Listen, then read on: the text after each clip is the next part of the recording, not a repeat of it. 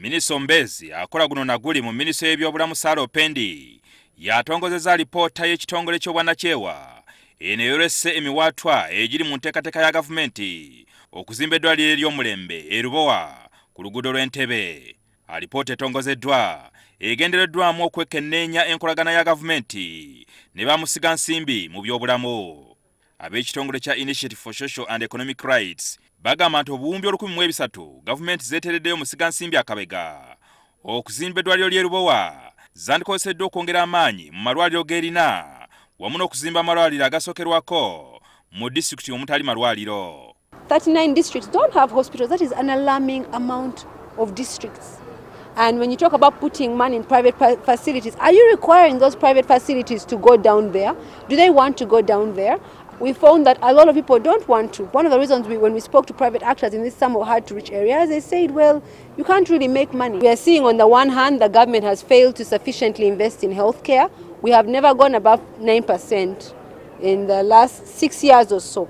Ab'ekitongole kya gavumenti kitabakanira obwenkanya Chief Opportunities Commission nabo bavuddeyo ne boogera ku nteekateeka eno.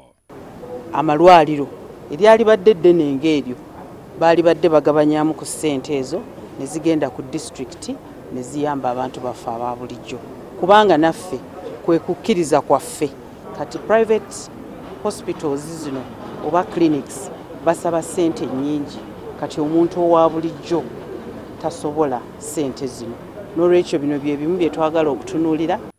Kyokka Minisita Opendi agamba nti gavumenti erina enteekateeka ey'omuggondo okukolagana ne ba musiga nsimbi mu byobulamu okulaba nga batuusa obujjanjabi obw'omulembe ku muntu asookerwako mu kifo ky'okukireka mu mikono gya gavumenti.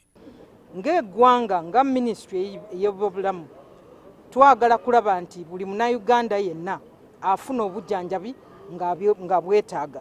So tulina okukolagana ne malwaliro gano agabannannyini.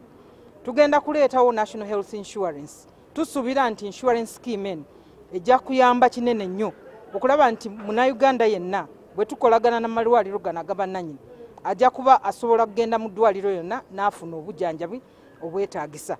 Eno si enkolagana gavumenti gy'esoose okukola n'amalwaliro g'obwannannyini. Gavumenti erina enkolagana n'ekkolero SIPRA erikola eddagala lya mukenenya n'omusujja ogw'ensiri n'amalwaliro agali ku musingi ogw'enzikiriza ez'enjawulo.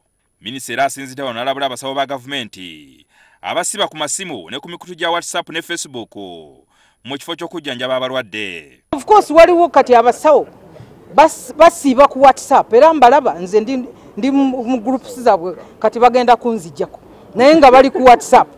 Ebiseera ebisinga kati weebuuza omuntu okola ssaawa ki, amasimu mugateeke ebbali mukole ku balwadde oba tebaliiwo mudde ku simu, naye nga balwadde bwe bali gwe dokita nasi oli ku simu oli ku WhatsApp, abamu bali ku television balaba ki Nigeria. Jingo Francis, NTV, Akawungeezi.